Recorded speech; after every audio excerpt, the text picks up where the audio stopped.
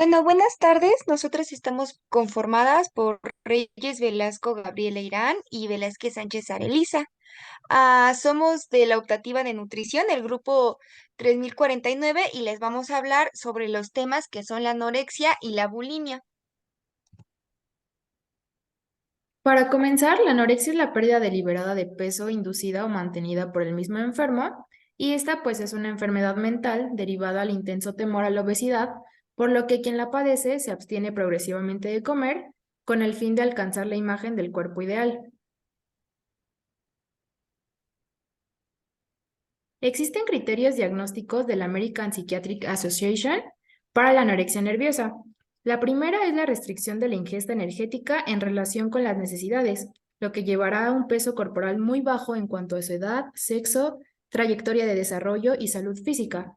Como segundo punto, tenemos tener intenso temor a ganar peso o convertirse en gordo, incluso aun cuando el peso es insuficiente.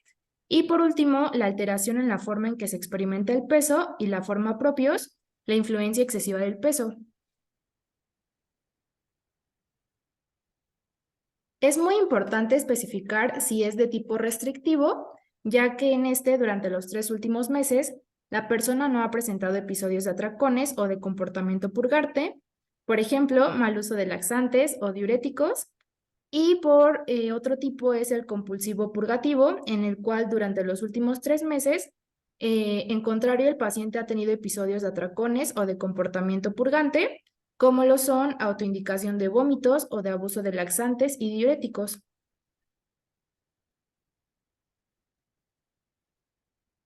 También es muy importante especificar la gravedad actual, ya que el nivel mínimo de gravedad se basa en adultos en el índice de masa corporal actual o, cuando es en el caso de niños y adolescentes, en el percentil del índice de masa corporal.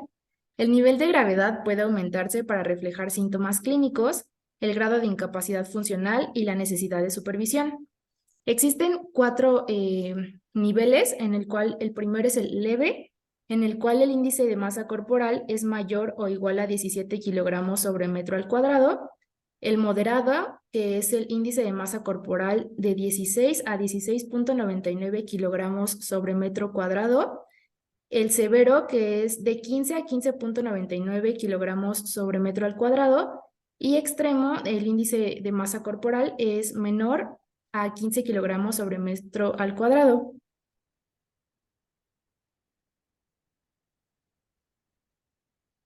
En cuanto a la prevalencia, en la población general, la prevalencia de este trastorno a lo largo de toda la vida es de aproximadamente el 1% en mujeres y de menos del 0,5% en hombres. Esta enfermedad se presenta típicamente durante la adolescencia o a comienzos de la edad adulta, pero se ha descrito tanto casos prepuberales como de presentación tardía, que son pasados los 40 años de edad, y por otra parte, esta aparece en poblaciones socioculturalmente diversas y hay una mayor prevalencia en los países más ricos postindustrializados. Incluso un dato es que en Estados Unidos la prevalencia parece ser comparativamente baja entre los habitantes de origen latino, afroamericano y asiático. Dentro de los factores de riesgo se encuentran características genéticas, fisiológicas, medioambientales y temperamentales. Como podemos observar en este cuadro de esta diapositiva, los trastornos de ansiedad y familiares de primer grado que padezcan anorexia o algún trastorno depresivo forman un papel importante para que el paciente pueda desarrollar este trastorno.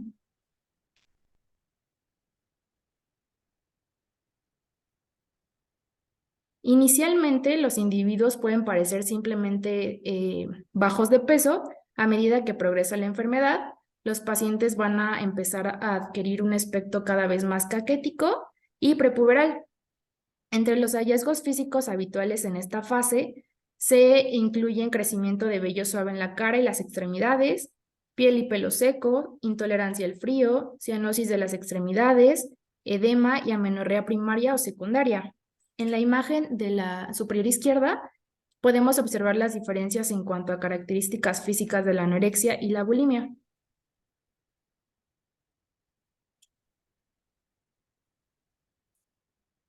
Como sabemos, los trastornos de conducta alimentaria son enfermedades psiquiátricas complejas que pues van a requerir evaluación psicológica y un tratamiento continuado. El estudio de la etapa del desarrollo cognitivo y psicológico del paciente, de los antecedentes y la dinámica familiares y de su estado psicopatológico es esencial para el desarrollo de un programa de tratamiento psicosocial completo.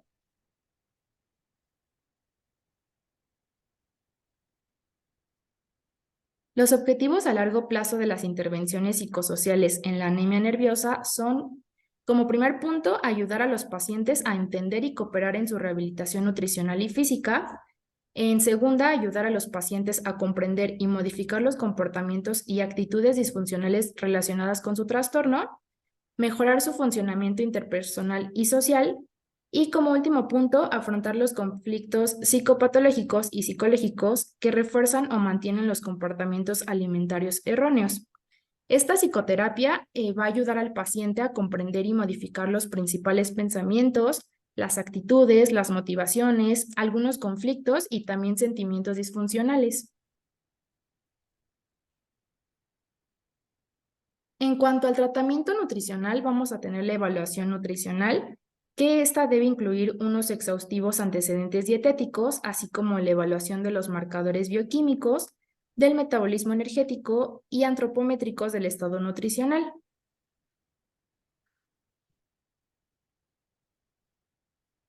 En cuanto a los antecedentes dietéticos, esta anamnesis debe incluir la valoración energética, el consumo de macronutrientes, micronutrientes y líquidos, la densidad energética, la variedad de la dieta y la evaluación de las actitudes, comportamientos y hábitos que tenga el paciente, ya que las personas con anorexia nerviosa de subtipo restrictivo suelen consumir menos de 1000 kilocalorías al día y estos pacientes con anorexia nerviosa del subtipo atracón-purga van a tener patrones dietéticos más variables y su ingesta energética debe ser valorada a lo largo del espectro de restricción y atracones.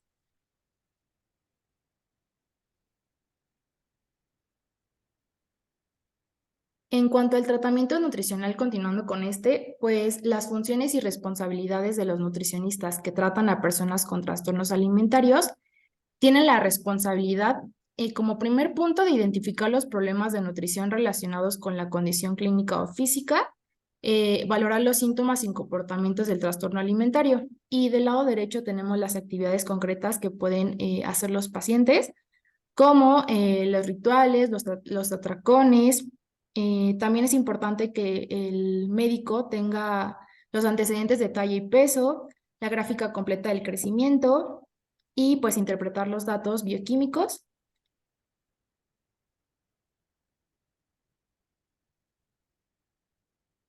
También calcular y vigilar la ingesta energética de los macronutrientes que el paciente ingiera, vigilar la ingesta de nutrientes y ajustarla según las necesidades de cada paciente y coordinación de la atención sanitaria, es decir, aconsejar al equipo sobre protocolos para maximizar la tolerancia del régimen alimentario o las recomendaciones nutricionales.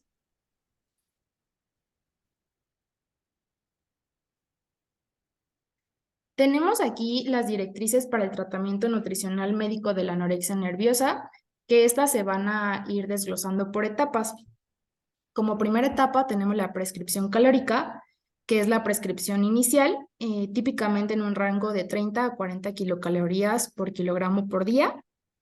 Estas son alrededor de 1000 a 1600 kilocalorías por día y las prescripciones calóricas mayores requieren una cuidadosa evaluación y monitorización continua en busca de síntomas asociados con el síndrome de retroalimentación.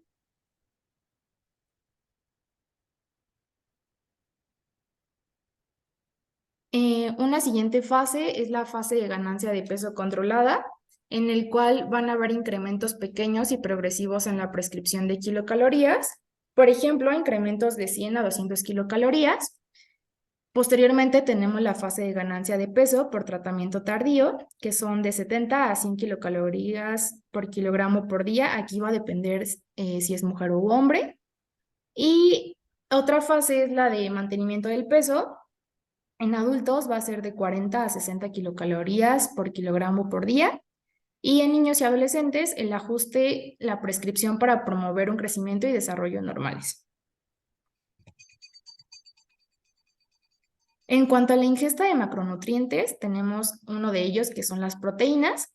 Van a ser del 15 al 20% de las kilocalorías. En estos pacientes vamos a evitar dietas vegetarianas. En el caso de otro macronutriente, que son los hidratos de carbono, son del 50 al 55% de las kilocalorías. Y aquí un dato importante es que vamos a disminuir los hidratos de carbono al 40% de las kilocalorías. Esto en el caso de que el paciente presente glucemia elevada o síntomas asociados con el síndrome de realimentación. También es importante estimular la ingesta de fibras insolubles para tratar el estreñimiento, ya que en este trastorno es muy común. En cuanto a las grasas, va a ser diferente, puede ser en pacientes hospitalizados, este es de 30% de las kilocalorías de grasas. En pacientes ambulatorios, vamos a tener que darles pequeños incrementos progresivos en la ingesta de grasas hasta que se alcance el 30% de las kilocalorías de la dieta. A partir de grasas, es importante incluir fuentes de ácidos grasos que sean esenciales y determinar la necesidad de utilizar suplementos de tiamina, suplementos también de calcio, y también es importante promover la ingesta de alimentos y bebidas de alta densidad energética.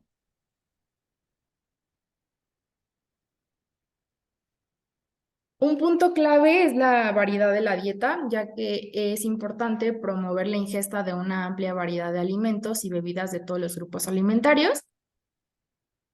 También prestar particular atención a la variedad de hidratos de carbono complejos, como son las bebidas calóricas y grasas añadidas. En este trastorno, las complicaciones gastrointestinales secundarias a la inanición incluyen un retraso en el vaciamiento gástrico. También va a haber disminución de la motilidad del intestino delgado y estreñimiento.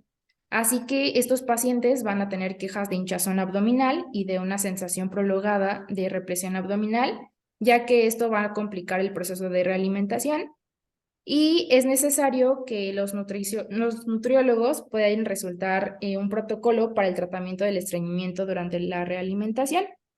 Y es cuando en estos casos se les recomienda tener zumos de ciruela según las necesidades para tratar este estreñimiento.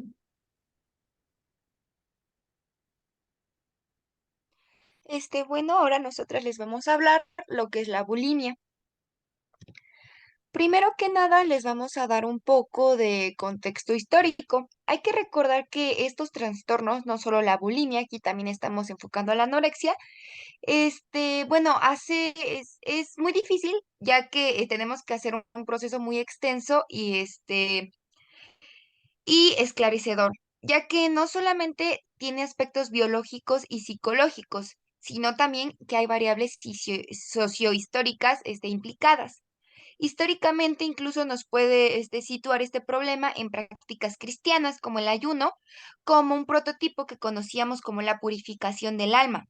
Incluso desde el Renacimiento, el cuerpo sirve como medio de presentación cotidiana a las demás, es decir, nos da el éxito social, sobre todo la incipiente de la burguesía. Bueno, la burguesía obviamente requería el manejo de las impresiones. Y bueno, a través de este cuerpo se reflejaría el estatus del individuo, sus intereses y también sus logros.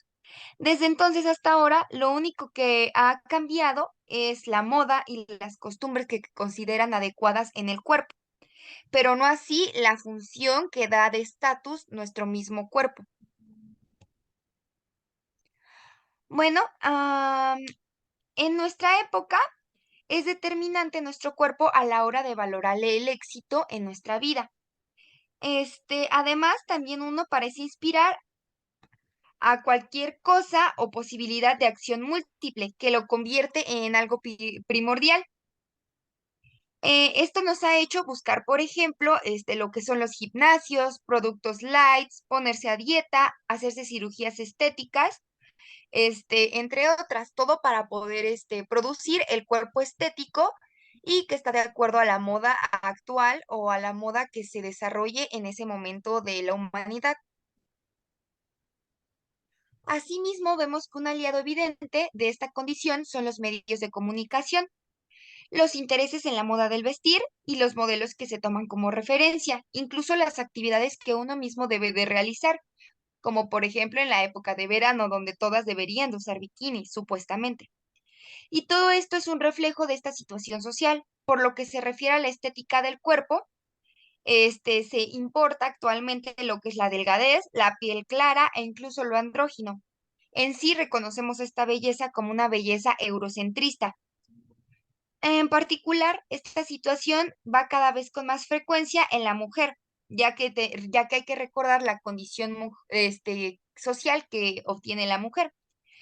Es decir, actualmente se ha creído que la mujer, bueno, en este intento que quieren de empoderamiento, en la esfera pública se le pide que a la mujer sea independiente, competitiva, arriesgada, mientras que en el ámbito privado se fomentan roles más tradicionales de sumisión y de dependencia. Por ello puede ocurrir que entre el conflicto de estos dos tipos de papeles, la mujer, al no encontrar alguna salida de la situación, lleva hasta las últimas consecuencias, donde exige un control rígido sobre su propio cuerpo. Con ello se conseguirá un cuerpo asexuado y la persona podría manifestar al menos su satisfacción por el control exagerado que ejerce en esta faceta de su vida. Esto ocurrirá además con mayor probabilidad en una época en la que uno se quiere integrar socialmente. Esto quiere decir en el periodo tanto de adolescencia o pubertad, como ya les había contado anteriormente mi compañera.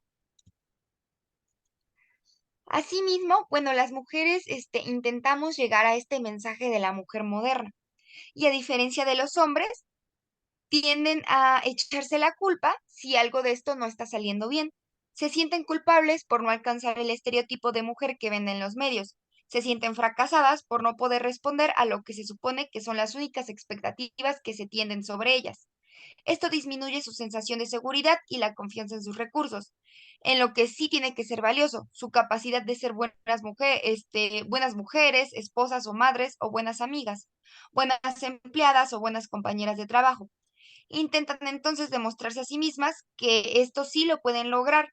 Se dicen que no serán una mujer tan maravillosa, pero al menos en lo que se hace a la figura, sí va a lograr lo que se proponga. Así es como el peso se convierte en el área sobre la que sí misma va a poder ejercer el dominio exigido. La idea subyace en un logro en el objetivo del peso. Inmediatamente se trasladará como un carácter transitivo a cualquier otra área de la vida.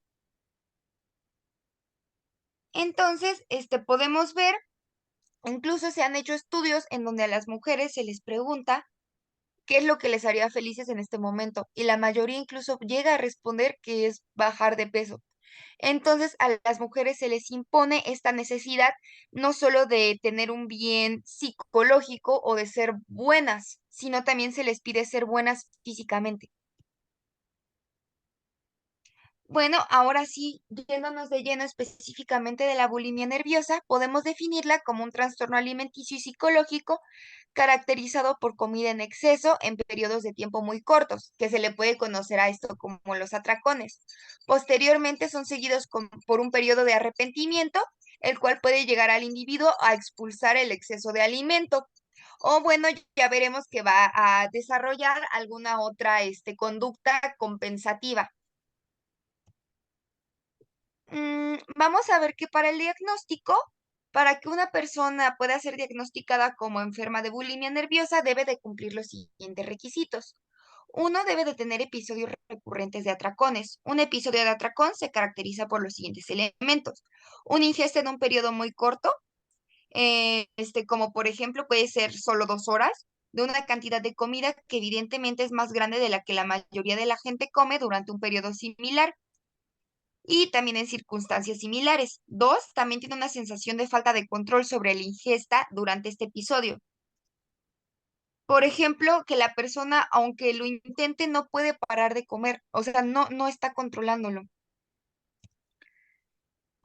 Bueno, también, aparte de esto de los atracones, también para su diagnóstico debe de haber un comportamiento compensatorio, que como ya les había dicho, puede ser tanto recurrente e inadecuado para prevenir el aumento del peso, como lo puede ser lo que ya se conoce o lo que normalmente nosotros conocemos como bulimia, que no es así, solo son comportamientos compensatorios, pero bueno, uno de ellos puede ser el vómito autoinducido. También puede haber un exceso de laxantes, diuréticos y también otros medicamentos. Incluso puede llegar a ser el ayuno y también un exceso de ejercicio. También hay que saber que otro factor de diagnóstico son que los atracones y los comportamientos compensatorios inadecuados ocurren con un promedio de al menos 2 veces a la semana por un periodo de 3 meses. También hay que saber que la percepción de sí misma está excesivamente influida por la forma corporal y el peso. También otra forma de diagnóstico es que el trastorno no aparece exclusivamente durante episodios de anorexia nerviosa. Vamos a ver asimismo que la bulimia también tiene tipos específicos. La bulimia nerviosa se puede dividir en tanto purgativo como no purgativo. El purgativo, vamos a ver que la persona se embarca regularmente en vómitos autoinducidos o en el uso excesivo de laxantes y o diuréticos. Ahora, los no purgativos, bueno, la persona utiliza otro tipo de comportamientos compensatorios inadecuados, tales como les había dicho anteriormente, podría ser ayunar o el ejercicio excesivo, pero estos vómitos autoinducidos y el exceso de laxantes y diuréticos están fuera de este tipo. También asimismo vamos a ver las complicaciones asociadas. Estas complicaciones que les voy a mencionar en este momento puede ser en cualquier tipo de trastorno de la conducta alimentaria, como lo puede ser fatigabilidad, disminución de la capacidad funcional, dolor torácico, palpitaciones, hipotensión, ortoastismo y mayor riesgo de insuficiencia cardíaca. También dentro de los trastornos hormonales que podemos llegar a sufrir gracias a este trastorno alimentario, tiende a ser de mayor trascendencia clínica el hipogonadismo y, bueno, un efecto deletéreo sobre la densidad mineral ósea. También desde un punto de vista metabólico pueden aparecer hipoglucemias y niveles elevados de colesterol en más de un 50% de todos los pacientes. Es común el enlentecimiento del vaciamiento gástrico, como ya había mencionado mi compañera anteriormente, como lo puede ser el estreñimiento y la alteración del perfil de las enzimas hepáticas. Bueno, las complicaciones específicas que podemos ver por las conductas compensatorias purgativas pueden ser complicaciones locales como las caries, la gingivitis, enfermedad periodontal, patología temporomandibular, cialoadenosis, reflujo laringofaringio, broncoaspiración, reflujo gastroesofágico, esofagitis, síndrome de Mayory-Weims, síndrome de Borghese, colon catártico, prolapso rectal, hemorroides y signo de Russell. Y bueno, también podemos llegar a tener sistémicas, como lo pueden ser trastornos hidroeléctricos, también pueden ser trastornos o problemas por el equilibrio ácido-base, manifestaciones neurológicas, también pueden llegar a ser manifestaciones cardíacas e incluso renales. Vamos a ver que el paciente ha de estar bajo los objetivos de nuestro tratamiento va a ser que primero nuestro paciente debe de estar a supervisión y tratamiento del médico nutriólogo encargado de valorar su estado nutricional y las posibles complicaciones somáticas asociadas. El dietista es la persona más indicada para llevar a cabo la educación nutricional. Sin embargo, el personal de medicina con un alto nivel de entrenamiento y experiencia en esta materia también puede llegar a ser capaz de realizar esta función. Y bueno, los objetivos de tratamiento en los pacientes con TCA deben de ser individualizados, realistas y adaptados al contexto y situación clínica del paciente. Los objetivos específicos serán restaurar o normalizar el peso y el estado nutricional, reducir o eliminar los atracones y los comportamientos purgativos que existan, así como minimizar la restricción alimentaria, proporcionar educación sobre los patrones alimentarios saludables, promover la realización de un ejercicio físico saludable, tratar las complicaciones médicas interrecurrentes, conseguir un mejor ajuste social y confianza personal, tratar las alteraciones conductuales y la comorbilidad psiquiátrica y prevenir las recaídas. Vamos a ver que el tratamiento con pacientes con trastornos de la conducta alimentaria pueden realizarse en distintos niveles asistenciales y deben de ser siempre multidisciplinares, siendo los pilares fundamentales tanto la psicoterapia, el soporte médico y el abordaje nutricional. Vamos a ver que la terapia psicológica que se recomienda tanto en la bulimia nerviosa como en la anorexia es la terapia cognitivo-conductual. Y bueno, los aspectos médicos incluyen el tratamiento de comorbilidades que acompañan el TCA, de modo que las complicaciones derivadas de la malnutrición, ya sea una desnutrición u obesidad, y también de las conductas compensatorias.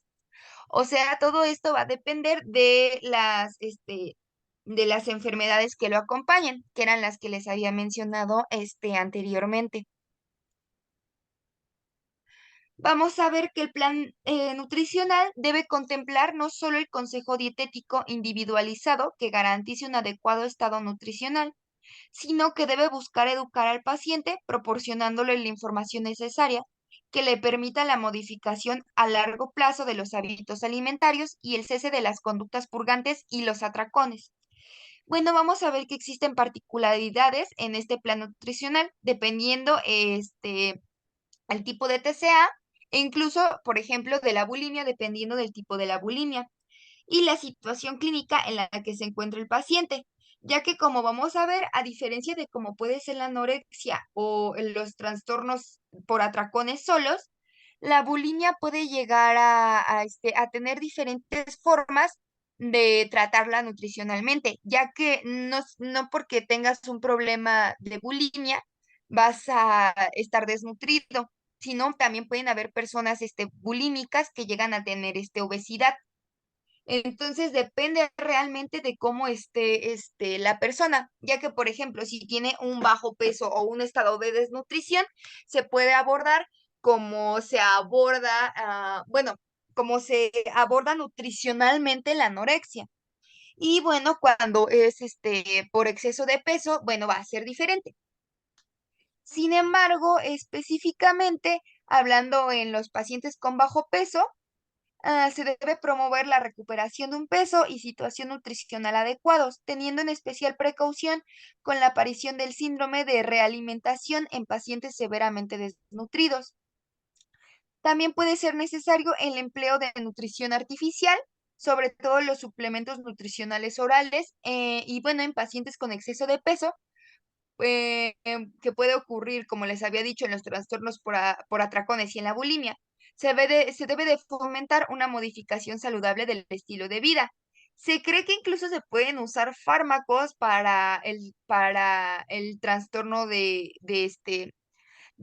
por atracón. Sin embargo, no se recomienda y se contraindica con pacientes que también tienen bulimia, ya que puede llegar a potenciar el mal uso y el abuso de estos. Bueno, también vamos a ver que el nivel asistencial ambulatorio es el marco de tratamiento más habitual y prolongado en la bulimia, siempre con un enfoque multidisciplinar. También requiere estabilidad clínica, ausencia de riesgo autolítico y adecuada capacidad del paciente para la vida familiar, académico-laboral. En todos los pacientes debe de realizarse una valoración nutricional estructurada y bueno, la evaluación clínica tiene que efectuarse siempre al inicio en todos los trastornos y posteriormente con una frecuencia variable en función de la gravedad del cuadro. En ella se han de contemplarse aspectos referentes a las purgas, como les dije, vómitos y consumo de laxantes o diuréticos, y esto nos va a ayudar a reconocer la salud bucodental, constantes vitales, crecimiento y desarrollo de niños y adolescentes, asimismo también el ciclo ovárico en mujeres jóvenes o síntomas de hipogonadismo en varones. También debemos de hacer una exploración física y una valoración analítica. Vamos a ver que, que en el tratamiento médico deben de sumarse al psicoterapéutico, restaurando los déficits nutricionales y electrolíticos que suele pasar bastante en la bulimia. No hay un consenso definido en un aporte de kilocalorías diarias en las diferentes guías. Sin embargo, el objetivo de aumento de peso ponderal debe de ser de 5 kilogramos por semana en una desnutrición grave. Y bueno, en caso de obesidad creciente en la bulimia a nivel hospitalario, se debe de imponer una dieta de 1,700 calorías, bueno, kilocalorías. Y también debe de evitarse que participen en la preparación de comidas, también que hablen con otras pacientes sobre su peso o sobre el peso de ellas, y también tampoco debemos dejar que ellas conozcan su propio peso. También debemos de establecer líneas racionales de alimentación. ¿A qué me refiero con esto? Bueno, en ambas patologías, a nivel ambulatorio y hospitalario, se deben de realizar comidas programadas con una dieta equilibrada que debe de evitar que salten alguna toma. También debe de vigilarse, muy importante esto, que no haya ni atracones, ni vómitos o cualquier aspecto purgatorio. Incluso si es necesario, se deben de registrar los armarios o cualquier lugar en donde se puede esconder tanto comida como laxantes, diuréticos o algún otro fármaco que apoye estas situaciones de atracón o purgativas. Hay que recordar que este tratamiento nutricional debe de ser totalmente individual, acorde a la problemática de cada paciente. Debemos de tener en cuenta su edad, su talla y su peso actual. También se debe de diseñar una dieta que normalmente contenga un total de 6 comidas, 4 comidas principales y 2 colaciones. ¿Esto porque Esto se hace fundamentalmente para lograr reducir lo que son los atracones. También es importante incorporar alimentos que sean ricos en serotonina y triptofano, ya que para esto van a ayudar a mejorar la actividad neuronal y reducir la depresión. Ya que podemos ver que en estos casos la serotonina como neurotransmisor cerebral se va a encontrar reducida. Bueno, muchas gracias. Aquí tienen nuestras bibliografías y pues nada, muchas gracias.